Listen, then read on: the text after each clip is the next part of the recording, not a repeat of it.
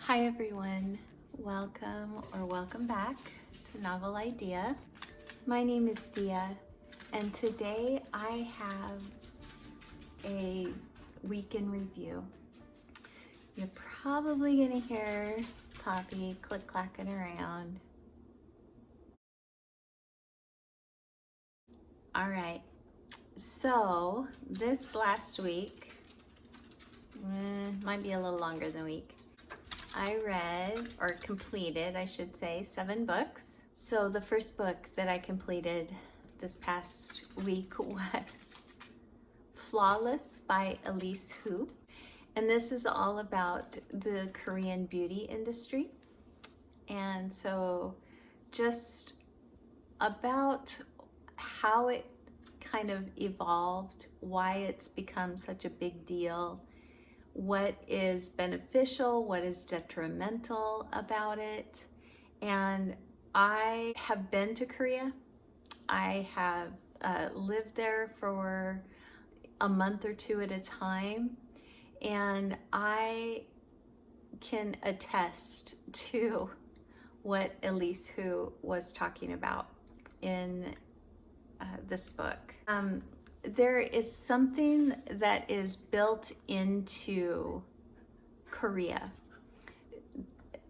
that revolves around looking a certain way, very much alive and well still. I lived there, visited there in 2005 and 2006. There's this thing that basically says that failing to be visually appealing, and this is mainly geared towards women, so failing to be visually appealing means that you have failed.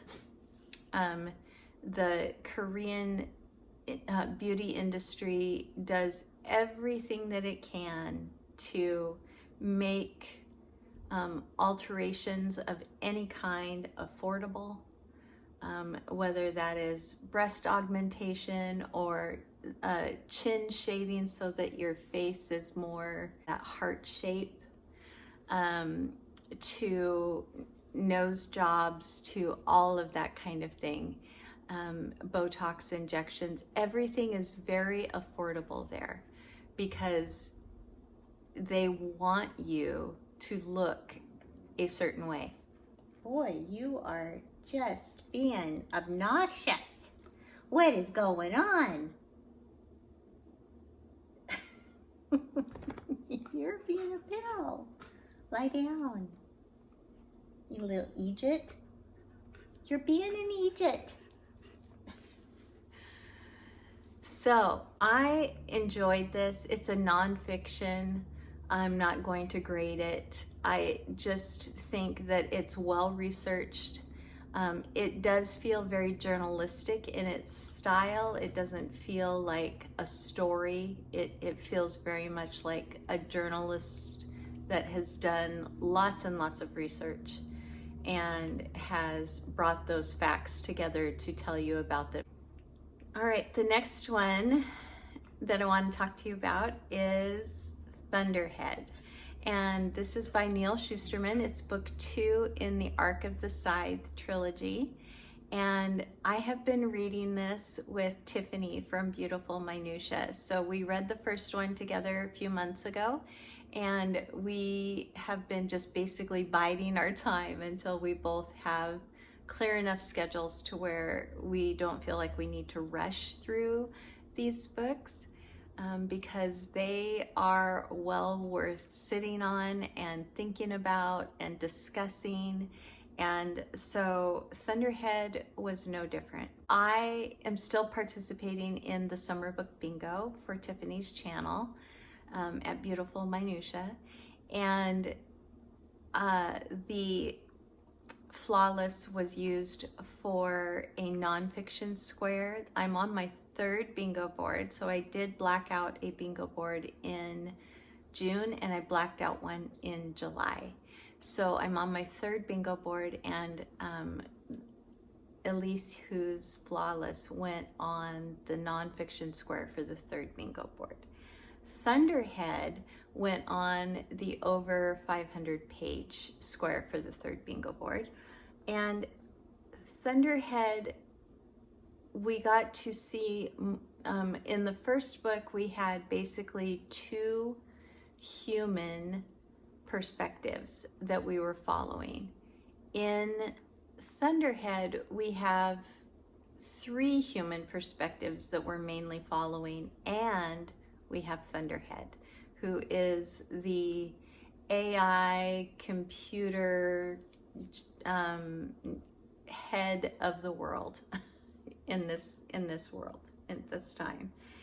And in this one, we just get to know Thunderhead a lot better. We find that is a little bit more of an AI than maybe we suspected initially, not just a computer program. We also get to experience some moral dilemmas with becoming more AI than what we initially thought also. So it was very good. We really enjoyed it. We're looking forward to book 3. We were doing all of our conspiracy theories back and forth to one another. I don't know when we're gonna be able to get to, I think the last one is called The Toll. The next one that I finished was The High King's Tomb. This is book 3 in the Green Rider series by Kristen Britton.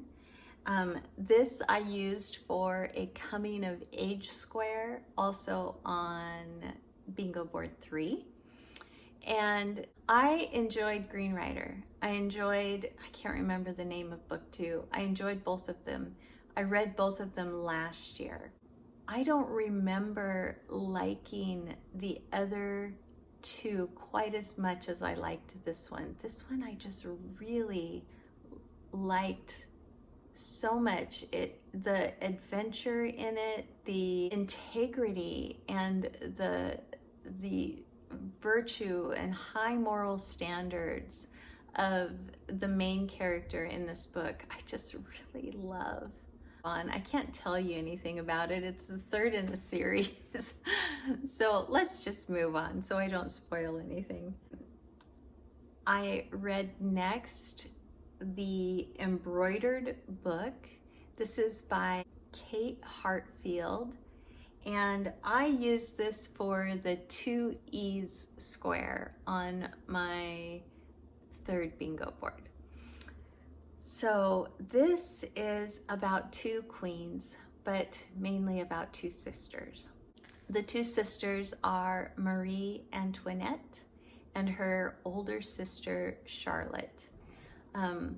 Both of them are promised to kings when they are young, and they end up ruling in France and Italy.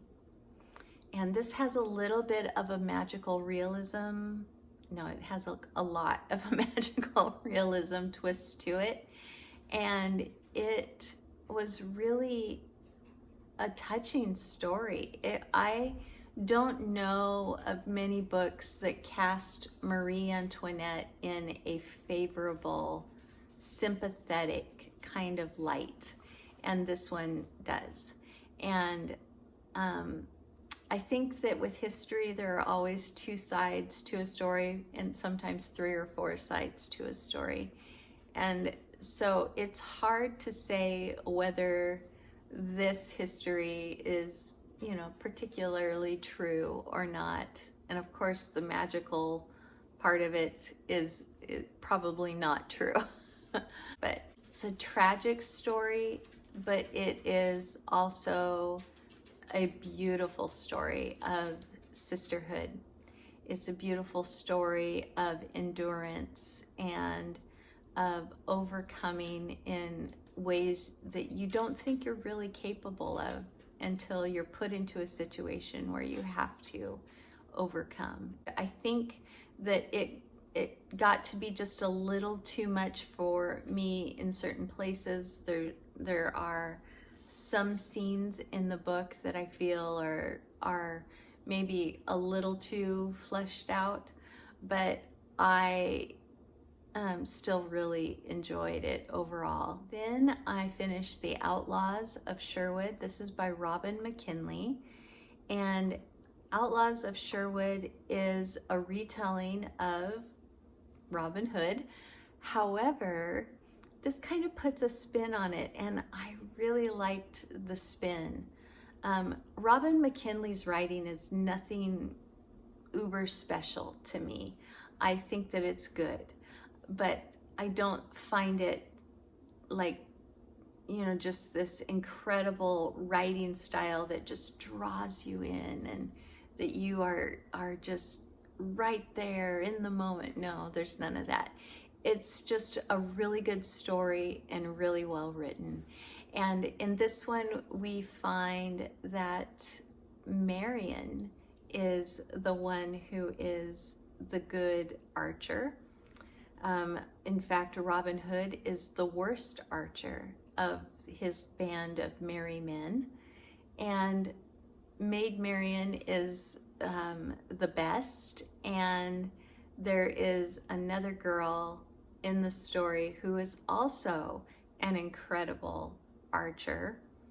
And it's just kind of this flipping on its head of what was supposed to be this male dominant society, this male dominant cast of characters, and just infiltrates with, very simply, these ladies who are amazing at what they do. There's even one who is more of a typical lady of that time period that just wants to be, you know, pampered and has been raised to be dependent upon men, and yet she just quietly goes about making a name for herself within the camp, and it's just wonderful. It was just really a fun read for me. So Outlaws of Sherwood, excuse me, by Robin McKinley. I completed The Gray King, and I cannot remember whether this is book 4, 5, or 6 in The Dark is Rising by Susan Cooper. I like this whole series. This is a reread. I haven't read it in many years, but this is a reread for me. And so it was just good to be back in this world that is very much good overcoming evil, light overcoming darkness, and this very specific time and place that things need to happen in order for that light to be the victor. And I enjoyed it immensely. Outlaws of Sherwood was my book to movie square on my second bingo board, and The Gray King was my library square on my third bingo board. Then the final one that I completed was Made Things by Adrian Tchaikovsky, and I used this for my Give an Author a Second Chance square. So the reason that I did that is because I still am on the hunt for an Adrian Tchaikovsky book that I just absolutely love, because I like everything that he writes, but nothing hits me in that place of this is absolutely amazing. And it just feels odd to like his books but not love any of them. So I'm still looking. This one is about these little puppets, these little made creatures that are imbued with magic, and the human that they trust, and just living in a city that has all kinds of magic. In fact, magic seems to be drawn to that city in particular. And yet the magisters of the city are not necessarily good people. And the little puppets cannot trust most humans. And so when they find this one that they feel they can trust, they just become her family. It's not very long. It was a quick read.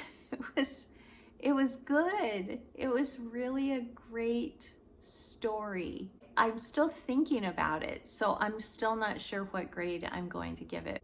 All right, so currently, I'm going to try to get this name correct, so I'm going to look at it. I'm reading How Do You Live, and it's by Genzaburo Yoshino. Genzaburo Yoshino, creator and head of Studio Ghibli, has been in retirement. But this book was his favorite book when he was young. And he purposely has come out of retirement to make one more movie, and this is the book that he is making the movie of, because he wanted to do his favorite book. I heard from my friend Joanna, who is Jojo Bookish Mojo on Instagram. Joanna told me that he wanted to make it for his grandson. So what a wonderful reason to come out of retirement, and what a wonderful book to make it about. So we are following a set of friends when they're still quite young. I think the book opens when he's 13. Our main character is Copper, and there's a reason for that nickname, and I love the reason. And then he begins to build kind of a crew of just really close guy friends. And so we are following them. That's about as much as I know right now. I don't know what's going to happen, since, like I said, I'm in the middle of it. I am also reading A Room with a View by E.M. Forster. I should be done with that one by tonight. And then Moon Spinners by Mary Stewart. And I'm enjoying this one immensely. It's a ride. It's so good, so well written. I am enjoying the conversations. I'm enjoying the setting and the slight kind of almost hint of mystery, even though we haven't gotten to the mystery part yet. It feels mysterious, just like there's something that might happen and we don't know exactly what it is. I'm just really enjoying it. So yeah, so those three, if I don't get them finished in the next day or two, then they'll roll over into August. And then I'm going to be vlogging in August. And I already went over what I was going to be vlogging. So if you haven't seen the Tiny TBR video, I'll leave that linked in the description. But Tiffany chose 5 books for me to read in August, and I will be vlogging me reading those. But then I'm also doing a buddy read with Tiffany and a buddy read with Victoria. So one of the books that Tiffany chose for me is Assassin's Apprentice by Robin Hobb, and I'll be reading that with Victoria from A Musical Bookworm. And it's a reread for her, but it's my first read through of it. And I'm going to give Robin Hobb another chance. that'll probably be my second chance author on the bingo board that I'm currently working on for August. And then the other books that I am reading for that are Entirety by Dana Candler, Tress of the Emerald Sea by Brandon Sanderson, Orion and the Starborn by K.B. Hoyle, and Breaking Bread with the Dead by Alan, what is Alan's last name? Jacobson, maybe? I'll have to look. It'll be up on the screen.